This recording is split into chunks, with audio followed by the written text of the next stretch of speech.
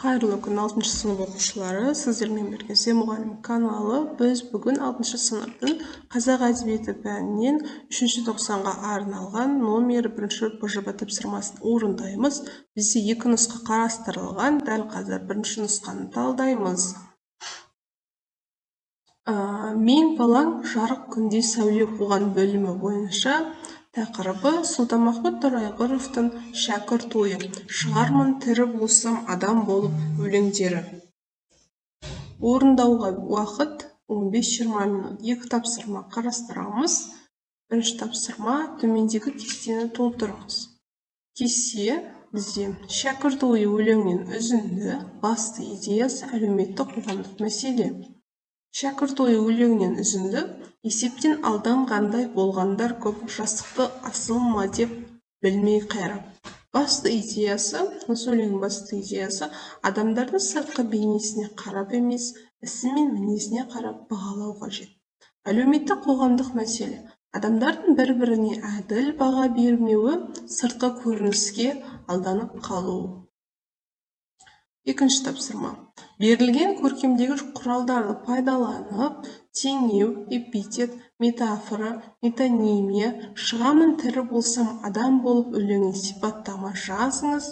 40-50 сөзден тұратын болсын дейді. Шығамын тірі болсам адам болып өлеңінде ақын адамдық қасиеттерге ұмтылудың маңызын көрсетеді. Оның жүрегі жан дүниенің айнасы сияқты ашылады. Бұл бізде метафора. Адам ішкі әлемін түсіну арқылы нағыз адам болуға талпынады. Адамдыққа ұмтылу, жарыққа ұмтылған сәуле тәрізді. Әр ісі мен ой арқылы көрінеді теңеу. Өлеңде жасықтық қара бұлт, ал асылдық таза су деп бейнеленген эпитет. Бұл адамның мінез құлқындағы қарама-қайшылықтарды ашады. Кейде адам қоғамның орнына қойылып бейнеленеді. Метонимия: сол арқылы ақын қоғамдағы әділдік пен нағыз адамгершілік қасиеттерді бағалауға шақырады. Өлең оқырманға әрбір әрекеттің мәнін ойлауға, адамгершілікке ұмтылуға үйретеді. Екі тапсырма берілген. Бізде барына дұрыс жауап берсек 8 балл беріледі. Енді дәл қазір біз екінші нұсқаны талдаймыз. Дәл осы мәтінмен «Мен балаң жарық күнде сәуле қуған» бөлімі бойынша Сұлтанмахмұт Торайғыровтың «Шәкірт ойы», шығамын тірі болсам адам болып өлеңдері. Екінші нұсқа. Орындау уақыты 15-20 минут.